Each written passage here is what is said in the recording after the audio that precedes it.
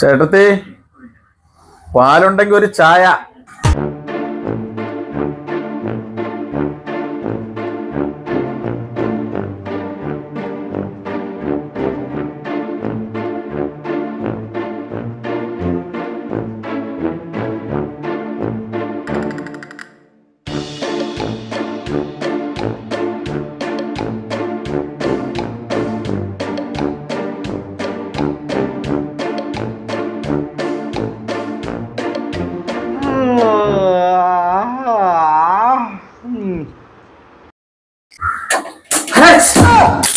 മനുഷ്യനെ പേടിപ്പിച്ചു കളഞ്ഞ് എന്താ ഇത്?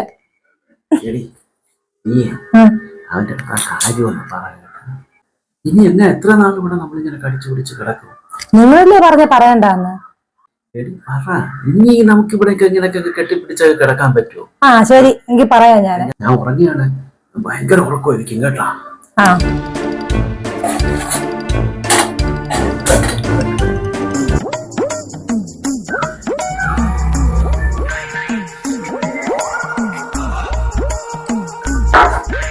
സുരേഷേ, രാവിലെ 8 മണിയാകാൻ പോകുന്നതേ ഉള്ളൂ. ഇതിപ്പോ എത്രാമത്തെ ചായ എന്നറിയാമോ? എന്താ ഉദ്ദേശം? ഭാര്യയെ പോകുന്നതൊന്നും ഇത് ലോകത്തിലെ ആദ്യത്തെ കാര്യമൊന്നുമല്ല. അതിനിങ്ങനെ നിരാശപ്പെടുത്തിക്കേണ്ട വല്ല കാര്യമുണ്ടോ? എന്ത് നല്ല പാചകക്കാരനാണ്.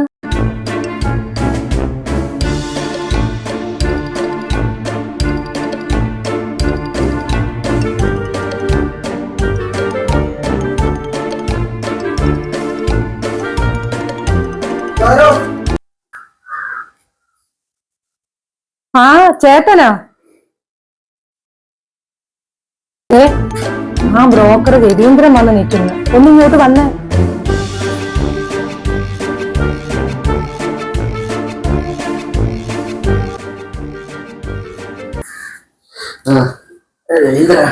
ഓ എടാ, വന്ന് കിടന്നു ഒന്ന് കിടന്നേ ഉള്ളൂ. രാത്രി ഇപ്പൊ ഒന്നും പണ്ടത്തെ പോലെ ഒന്നും നടക്കാനൊന്നും പറ്റില്ല. ഈ പ്രൈവറ്റ് സെക്യൂരിറ്റി പ്രൈവറ്റിലെ ജോലിയാണ്.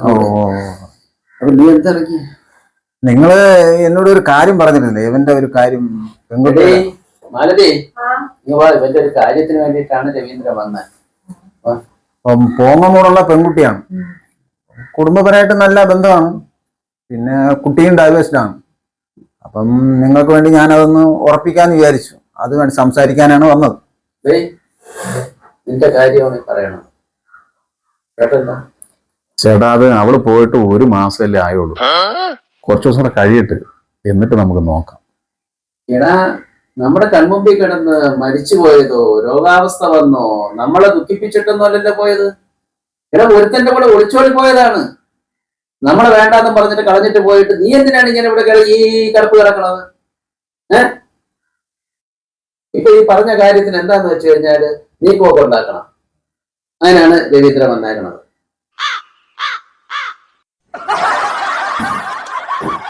രവീന്ദ്ര, ഫോട്ടോ എന്തെങ്കിലും കാര്യങ്ങളൊക്കെ? ഫോട്ടോ മൊബൈലിൽ ഞാൻ കൊണ്ടുവന്നിട്ടുണ്ട്. ഇതാണ് പെൺകുട്ടി.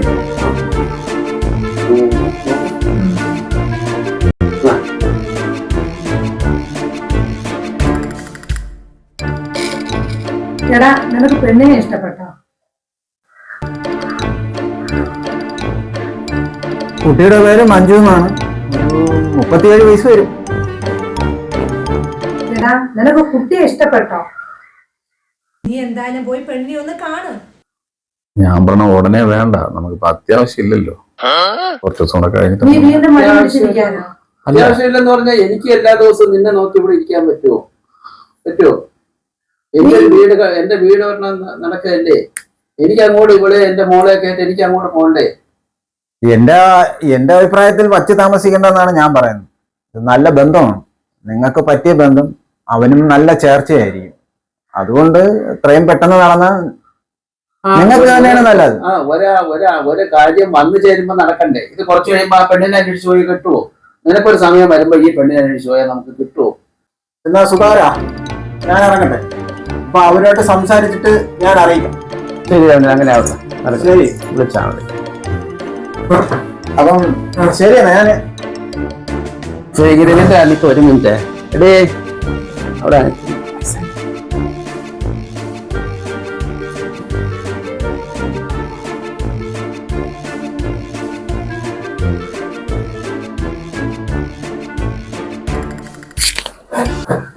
വേണ്ടായിരുന്നു എങ്ങനെ സുധാകര ഞാൻ നിന്റെ കയ്യിന്ന് വാങ്ങിക്കുന്നത് വേണ്ടായിരുന്നു. ശരി, ഇരിക്കട്ടെ.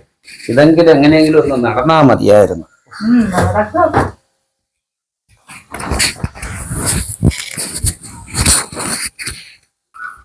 ചേട്ടാ ഓ, എത്ര കൊടുത്തായത്? എത്രയും കൊടുക്കട്ടെ. നിന്റെ നല്ലൊരു കാര്യത്തിന് വേണ്ടിയിട്ടാണ് കൊടുത്തത്. എന്നെ നല്ലതിന് വേണേ എന്നെ തൊലയ്ക്കാൻ വേണ്ടിട്ടാണോ? എന്തോന്ന് നിന്നെ തുറയ്ക്കാനായിട്ട് എന്തോന്ന് നീ ചെയ്യാൻ? അയാളെ കണ്ടാൽ തന്നെ അറിയാം ആളൂടെ ആയിപ്പാണ്. എടാ, എന്തോ ആയിക്കോട്ടെ, നല്ലൊരു കാര്യവുമായിട്ട് ഇവിടെ വന്നോ, ഒരു പെണ്ണിന്റെ കാര്യമായിട്ട് വന്നോ? ആണോ? അതുകൊണ്ട് അത് നടത്താൻ തന്നെയാണ് എന്റെ തീരുമാനം. എന്തോ നടത്തിയാൽ എന്തോ കുഴപ്പം. അവനെ എനിക്ക് ചെറുപ്പം പോലെ അറിയാം. ഓ എന്റെ പൊന്നാര ചേട്ടാ, അയാൾ ആളാരും നിങ്ങൾക്ക് അറിയാമോ? അയാളെ ഭാര്യയുടെ സഹോദരന്റെ കൂടെയാണ് എന്റെ ഭാര്യ പോയത്. വല്ലാത്ത കഷ്ടം തന്നെ ചേട്ടാ. നിങ്ങൾ എന്നെ നശിപ്പിച്ച് അടങ്ങോളൂ. ശരി, എന്നാ അങ്ങനെ ആയിക്കോട്ടെ.